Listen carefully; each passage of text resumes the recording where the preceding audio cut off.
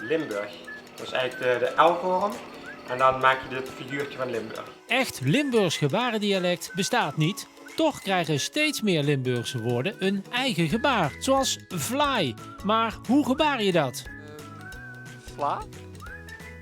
Oh, de fly. Ja, de fly. Vlaai, je handen wijd open. Een vlaai is groot, dus dan draai je mee om. De Nederlandse gebarentaal is pas 2 jaar een erkende taal. Met name het gebaar voor hamsteren tijdens de coronapersconferentie heeft de gebarentaal een boost gegeven.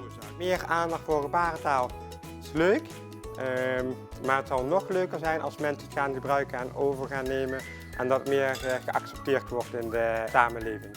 Want wordt dat nog niet geaccepteerd? Het gebeurt heel vaak als ik met dove vrienden aan het gebaren ben, bijvoorbeeld in de bus of in de trein, dat we aan het gebaren, lekker kletsen. En dat dan echt mensen 2 stoelen daarnaast zitten te kijken van, of echt. Ja, en dan denk ik van, ja, maar wij zijn geen aapjes in de dierentuin. Dus... Je spreekt nu Nederlands en gebarentaal.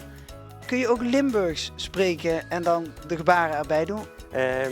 Het kan wel, alleen het is lastiger omdat ze dan in de kop Limburgs moest gewoon denken.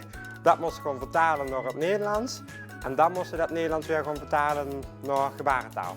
Dus dan moest ze 3 talen in 1 seconde doen. Wat is jouw favoriete Limburgse woord? Gewoon Anne. Maar hoe gebaar je enne? Anne. Anne. Het is gewoon zo een beetje zo met mijn hoofd knikken, dat is het. En ja, daar heb je eigenlijk je gezicht voor nodig.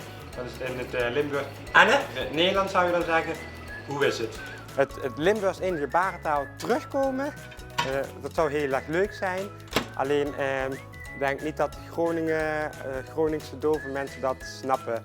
Als je opeens begint met Anne, dan kijken ze echt zo aan van, gaat alles goed? Klopt het nog?